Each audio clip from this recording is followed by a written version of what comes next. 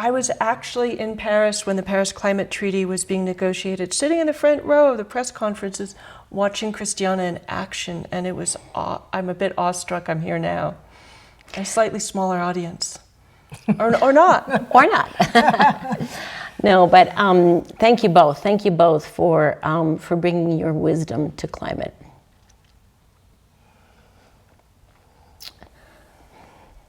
I realize that I first came to climate because of loss. I then came to spirituality because of loss. And I'm now deepening my practice because of loss and the grief around loss. And that golden thread hadn't been so evident to me until recently. So I came to climate when I was a very young mother. And I was astounded to find out that this one little species that was endemic in Costa Rica that I had fallen in love with as a teenager no longer existed, and that it had gone extinct. Was that the frog? The golden frog. And when I wanted to take my daughters to experience this miracle, it was gone. And I was just so impacted because that is not the terms of reference for a parent. Terms of reference for a parent, a mother, a father, an aunt, an uncle, a grandparent, is to give future generations a better planet, a safer, a more stable, a more just, a healthier planet, not the reverse. And I just felt, oh my God, I received a healthy planet with an amazingly wonderful biodiversity and presence of so many non-human species. And now I'm turning over a planet with less species. If I have personally witnessed the loss of one species, that means that there must be many other species that are disappearing. And I just thought that is just not acceptable to me. It is not acceptable.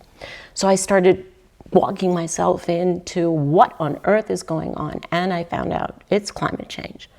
Well, I up until then, I hadn't even known that there were scientists working on this. This was in the early 90s. And I said, right, so who's working on this? Who's going to be addressing this issue? And very soon I found myself in UN negotiations as a Costa Rican representative and worked in that capacity for a long time because of the pain of loss, because of the planetary loss that caused planetary pain and personal pain. Then, as I was working on this, and I was just so focused on the loss of nature, integrity, the loss of human quality of life, and I was just very focused on, so how do we, quote unquote, solve this? And that consumed me for so many years. Then I went in 2013, after taking on the responsibility for the negotiations, I went into a deep marital crisis that ended up in terminating my marriage. And that was the second loss. That was such a loss to me because I had convinced myself that I was in the perfect marriage, the perfect family, you know? And I thought that's going to last forever, as long as we're alive. And when I experienced that loss, then that's when I gratefully discovered Buddhism. I discovered the teachings of Thich Nhat Hanh that honestly saved my life. And I worked with those teachings until I had come back to a certain state of stability in my own personal life that supported my professional work, which was the negotiation of the Paris Agreement.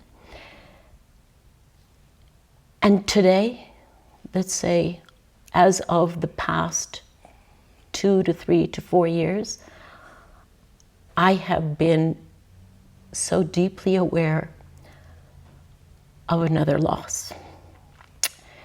And that is the loss of faith. The loss of faith, especially of so many young people who just do not believe that they have any future.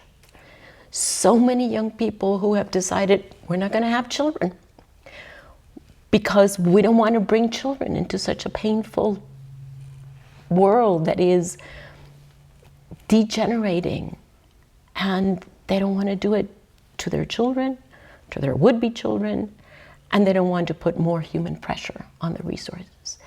And that loss of faith, that loss of joy, that loss in the confidence of the human and the shared non-human experience on this planet it just hit me like a 4x4.